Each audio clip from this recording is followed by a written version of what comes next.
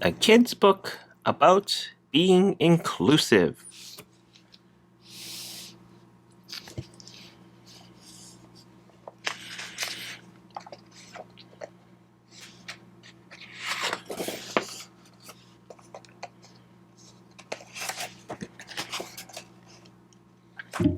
To every kiddo out there who is living the way they were always meant to live, and to the grown-ups who believe in them.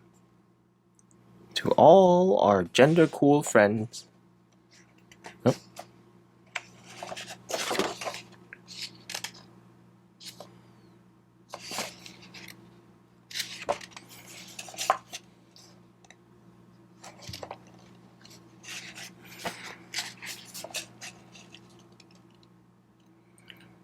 Hi everyone, I'm Rebekah.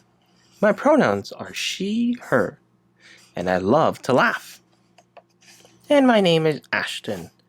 I use he, him pronouns, and I love spending time with my friends and family. Ashton and I met through the Gender Cool project, and now we are really great friends.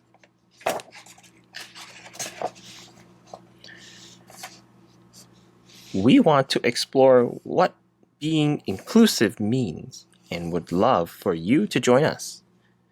What do you think? If that sounds fun to you, just turn the page. Have you heard of the word inclusion? How about inclusive? Maybe you've heard of these words from a teacher or another grown-up, but didn't know what they mean. Well, inclusion is kind of like sharing, but bigger. It's a choice we make every day to accept people and believe they're awesome for being exactly who they are. Being inclusive means celebrating everyone in all their uniqueness and making sure nobody feels left out.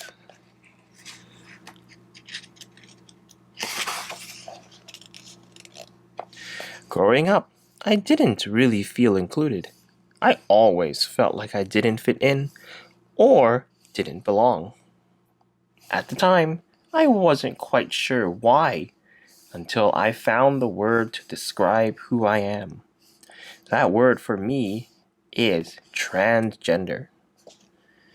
Even though my friends and family sometimes didn't quite understand the way I felt, they always showed they cared, reminded me they loved me, and wanted the best for me. That made me super happy. I'm transgender too. When I was born, everyone thought I was a boy, but I always knew I was a girl. My family loved and supported me, which allowed me to do the things I love, like reading and playing in the woods. Being transgender isn't a choice. It's who we are. But being inclusive? Yeah, that's a choice.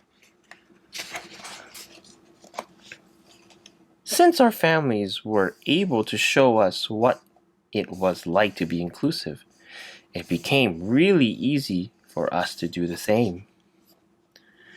Being inclusive isn't about making all our differences the same. It's about welcoming everyone as they are. Look, we'll show you.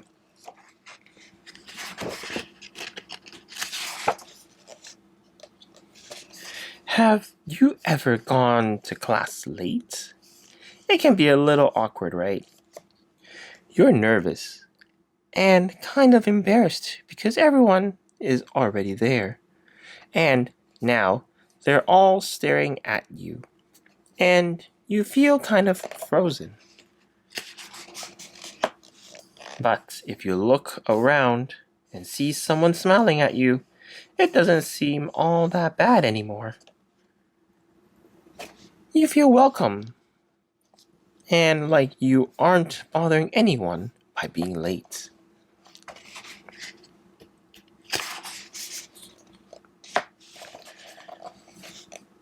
Giving a little wave or just having a smile on your face can be inclusive. It doesn't even matter if you don't know someone that well. Just say hi. Sometimes that's all it takes for someone to feel less alone. But maybe the person who came into class late didn't only feel excluded because they were late. I know I've had that same feeling, even when I was right on time. I felt out of place when I was the only transgender kid in the class. It felt like no one would understand, and I was nervous. Now that I think about it, me too. Sometimes at school, I look around and I don't see too many people that look like me or my family. It kind of makes me feel like the star of the show, but not in a good way.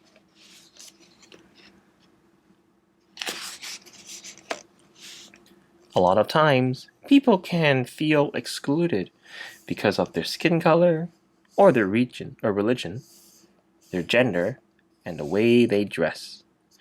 If they have a disability, what language they speak, and for so many other reasons.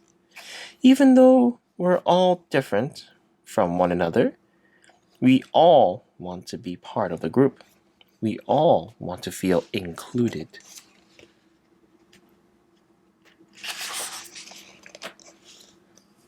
But the cool thing is, differences make us special, and they don't have to be big. Little differences are just as important.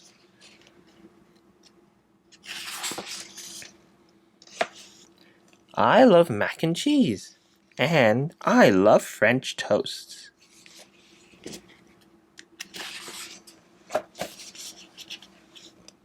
The fact that we're different brings us closer together because we always have something new to talk about and share. If we all loved the same things, that would be boring.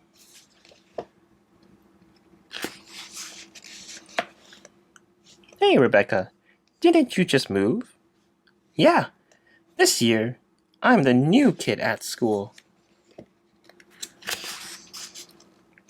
Honestly, it was scary to walk into school on the first day because I wasn't sure I would make any friends. I didn't want to be left out either. But when someone came over and asked me what my name was, I felt better getting to know someone else. It turned out we have the same birthday. Have you ever moved, Ashton?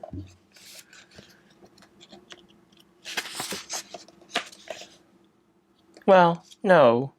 But every year at my school, we have tons of new kids. And this year, I made a really cool friend.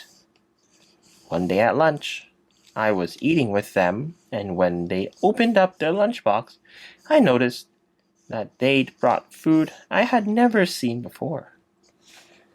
I was kind of nervous because I didn't want to ask what it was and hurt their feelings, but it looked so good that I had to do it. They didn't mind at all. They were actually excited I was interested. They even let me try some, and it was delicious. That's awesome. You see? It's about making a genuine effort to reach out to someone, learn, and accept them for who they are. Another big part of being inclusive is noticing who isn't there. Who's being left out? You have to choose to see who's left out. Then choose to include them so they feel like they are a part of things.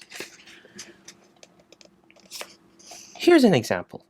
Imagine you and your friends are all playing tag. Everyone is running around and laughing, having a great time. You don't want to stop playing, but then you notice someone sitting alone. You go over to them and ask if they want to play too. That's being inclusive.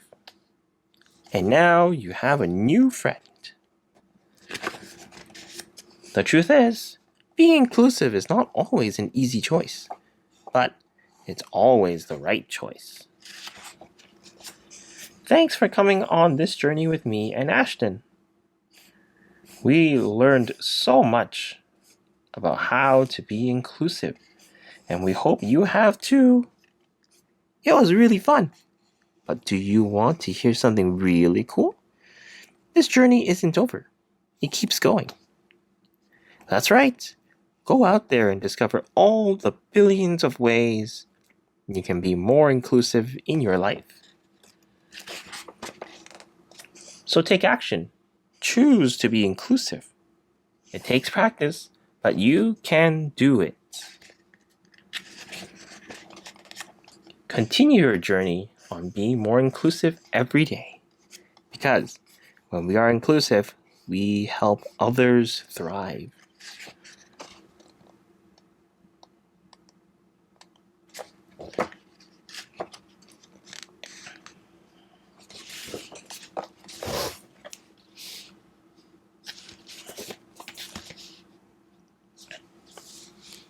Thank you very much for joining me today in reading a kid's book about being inclusive. If you like this video, please like and subscribe, and I'll see you in the next one. Bye for now.